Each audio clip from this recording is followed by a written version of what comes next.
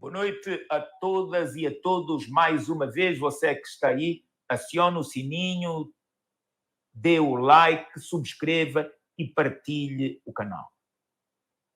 Infelizmente, em Angola, o controlo e o desânimo das redes é muito maior. Por isso, muitas vezes, estimulamos os cortes para não dinamitarem sempre o todo. Siga-nos completamente nestas plataformas: YouTube, X, Facebook, TikTok. Nós estamos diariamente em vossa companhia.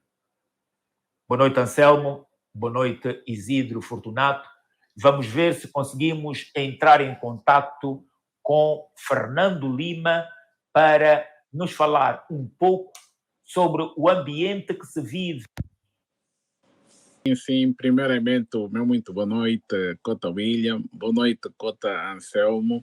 É sempre uma honra estar nessa tribuna para poder dar aqui a nossa humilde opinião sobre essas questões que, de certa forma, afetam-nos a todos. Bem, a questão da fome e aqui o Cota William já fez aqui a introdução, sempre bombástica e bem estruturada e etc. O que eu tenho a dizer sobre essas questões que se levantam aqui, principalmente sobre a questão do Mondlane, é um padrão de atuação que eu comecei agora a notar por parte de intelectuais moçambicanos.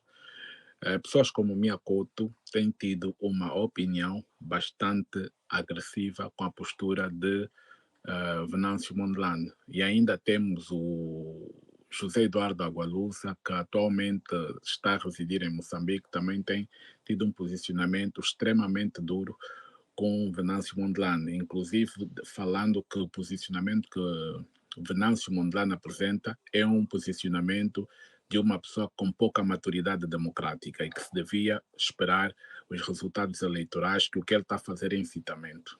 Vindo de um José Eduardo Agualusa, vindo de um Mia Couto, e o padrão é o mesmo, são indivíduos extremamente influentes na área literária, são indivíduos extremamente destacados, tidos como africanos de origem portuguesa, mas que consideram-se mais africanos, no entanto, por questões estratégicas.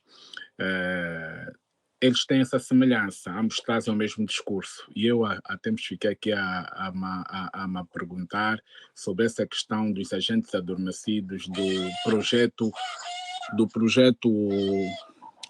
Luso Tropical, do projeto do ultramar e etc. É justamente isso que me veio com a cabeça. Os filhos da metrópole não estão contentes com esses processos revolucionários quando um homem preto está na vanguarda desse processo todo, que pode despoletar uma mudança e o surgimento de uma nova ordem social, que mete em questão direta os privilégios destes mesmos indivíduos. Porque esses indivíduos, na verdade, eu sempre disse que precisava-se ter muita atenção com os indivíduos que têm naturalidade portuguesa, que estão em África, nasceram em África por força das circunstâncias e etc., que são indivíduos que de uma forma ou de outra continuam a defender o projeto colonial ultramarino português, o projeto luso-tropicalista, e de uma forma ou de outra são indivíduos que sentem-se à vontade com determinados privilégios, não se importando propriamente com o sofrimento genuíno dos povos africanos e a longevidade de regimes violentos, como é o caso do regime da Frelimo. Para mim, o meu mais lúcido repúdio com as publicações que têm sido propagadas aí pelo José Eduardo Agualusa, que modestamente chamo-lhe Água Suja, por causa do posicionamento que tem tomado, já chegou a apelidar o Venâncio Mondlane, chegou a chamar-lhe de bolsonarista africano. E nós precisamos de ter muita atenção, porque os indivíduos que ainda mantêm o espírito da lusofonia, não como um elemento de estabelecimento de alguma ordem, mas como um movimento cultural amplo, que visa, na verdade, manter fresca as questões culturais portuguesas para facilitar os interesses de Portugal ainda nessa África pós-independente, nesse ambiente que eles chamam de lusofonia, que na verdade é apenas mais um outro código para falar sobre o ultramar. Então, eu aqui quero dizer, tanto a Mia Couto, como José Eduardo Agualusa, que saibam posicionar-se, e se esse é o posicionamento que eles têm com relação ao que está-se a passar em Moçambique, eles, como filhos da metrópole, deviam ter alguma atenção, porque nós só conseguimos ver a real cara desses intelectuais paridos pelas academias portuguesas quando os privilégios e os interesses de Portugal são postos à prova. Portanto, o meu mais lúcido repúdio a essas figuras, não me importa se são figuras que vencem Nobéis e etc. de literatura, não me importa nada disso, porque isso tudo é supervalorização da língua portuguesa. É um patrimônio português, na verdade, não é um patrimônio africano. Portanto, ganham prêmios por instituições que eles mesmos têm controle e que é um projeto a insuflar a identidade literária desses indivíduos para continuarem a ter poder e autoridade sobre determinadas questões, porque eles utilizam a questão cultural para se chegar à questão política e à questão social para poder se abocanhar o econômico. Nós também estamos atentos a essa geração toda de escritores portugueses, etc., que têm o maior dos interesses em manter inalteradas determinadas narrativas sobre os benefícios do colonialismo. Sim, Dr. William, infelizmente, esta é a nossa realidade, em que existem pessoas muito mal intencionadas, pessoas infiltradas, pessoas que se parecem ser alguma coisa, mas no fundo são autênticos traidores, são autênticos bufos. O Isidro terá excedido no seu tempo, mas por uma causa que justificou, porque tudo que o Isidro de facto descreveu é uma realidade. Aquelas pessoas, como foram citadas, tanto a Agualusa como o Mia Couto, eu de facto acrescentaria que têm comportamento de gafanhotos.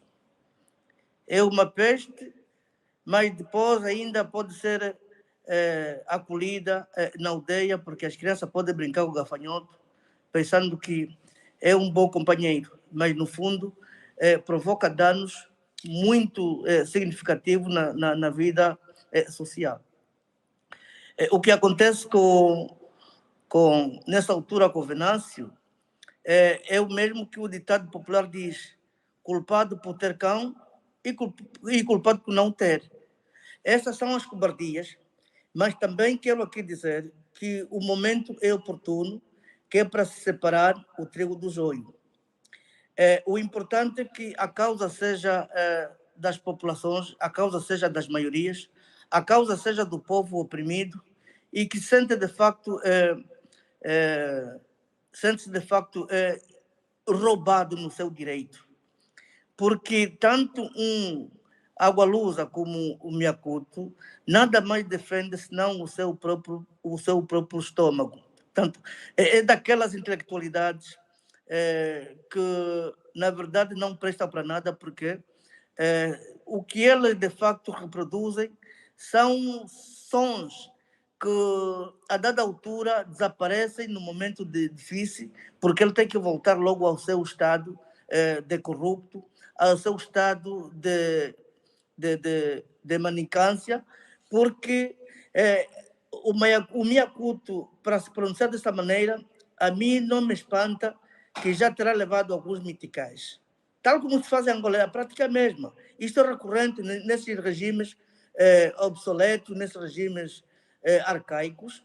O que tem muito como comportamento é mesmo usar as pessoas como se fosse propriedade. É muita pena, mas, como digo, o importante é que o Venâncio está a defender uma causa geral, uma causa que, no meu ponto de vista, não só o povo moçambicano, mas também essa causa terá efeito para o povo moçambicano, o povo angolano e até para a África Austral.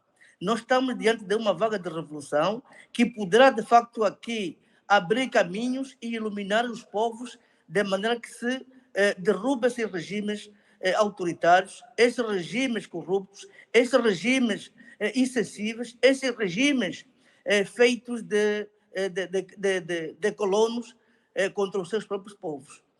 E, no entanto, hoje falamos muito bem das metrópoles, falamos muito bem da Europa, muito bem dos europeus, porque eles vivem bem, cuidam bem dos seus povos, justamente é para um cumprimento da agenda que traçaram há longos anos. E isto era um propósito em que eles atiraram o problema para os próprios africanos, imbecis, que ficam a dirigir os países com muita violência e intolerância, enquanto eles vão sugando a riqueza. Enquanto os africanos vão mantendo na ignorância, eles vão aproveitando. Portanto, este é um projeto que deve ser, de facto, denunciado. Como disse bem o Fortunato, tanto a Gualusa como Miacuto, eles só são, fazem-se de moçambicanos no momento de vacas gordas. Ou seja, quando Moçambique lhes dá miticais, são moçambicanos. Mas a alma já está na metrópole. Tal como os estúpidos dirigentes fazem exatamente a mesma coisa. Portanto, eu penso que estamos diante de um processo de decantação em que a verdade virá ao de cima, em que o povo, de facto, estará iluminado, e essas vozes que vão surgindo, penso que não vão pesar na balança, porque, em última instância, terão que ser arrastados com o regime que oprime os povos durante muitos anos. Ou seja, há 50 anos que Angola e Moçambique, para não falar dos outros países africanos, vivem esta humilhação, esta opressão, em que alguém no seu direito é arrepiado, mas quando reclama, a resposta é morte, a resposta é ostracismo, a resposta é humilhação, a resposta é ser defenestrado de tal maneira que nem se parece está-se a tratar de uma pessoa humana. É isso que tem que acabar, é isso que nós temos que encorajar. O Venâncio incitou uma linha, uma luta que tem, de facto, apoio. Mesmo, eu dizia, mesmo que ele tivesse tombado, como tombou os advogados, eu penso que a luta não pararia. Portanto, isto veio para ficar, até que se derrube esses regimes maoístas. Portanto, não vamos nos preocupar com esses energúmenos que só olham para as suas barrigas, olham para os seus umbigos, são irresponsáveis, são incompetentes e não vale nada da literacia que eles ostentam. Não vale nada. Quando não defendem o povo, quando não defendem a liberdade, quando não defendem a paz, simplesmente lutam para conspirar o povo para ganhar dinheiro, eu penso que isso não deve ter consideração e não deve ter espaço para não fazer publicidade desses energúmenos. Esses são minhocas que não valem para nada. Isidro já disse tudo quanto eles, e eu só teria que terminar dizendo que nós vamos à luta. O Venâncio é uma fonte de inspiração. Bem-haja. Eu acredito que Moçambique chegou agora ao pico do conflito interno, chegou, na verdade, a um ponto em que a Frelimo agora está a usar as pessoas com volume de livros mais escritos, com vozes mais faladas, para poderem dar razão à CNE e à Frelimo que ganharam as eleições, para terem um pouco mais de credibilidade ou ganhar mais popularidade. Portanto, isso vai continuando a ser feito assim, porque os políticos entendem que quando mais chamam pessoas de diferentes pensamentos, pessoas de diferente estilo de ser, mais granjeam poder para poder cimentarem a sua própria estadia e estenderem o seu tempo de governação. Isto, na verdade, é muito mal quando os políticos usam essas pessoas e os intelectuais não conseguem se impor naquilo que é um mal que tem estado a viver o seu próprio povo. E, portanto, várias vezes nós dissemos aqui, por isso queremos retirar, de que o interesse do Ocidente tem estado muito mais assente do que o sofrimento do povo angolano. No entanto, precisamos compreender que o Ocidente não vai resolver em nenhum momento o problema dos africanos. Não. E precisamos de compreender que os africanos nacionalizados nunca terão os mesmos direitos lá no Ocidente em que eles estiverem para defender aqueles territórios, porque serão vistos sempre como africanos.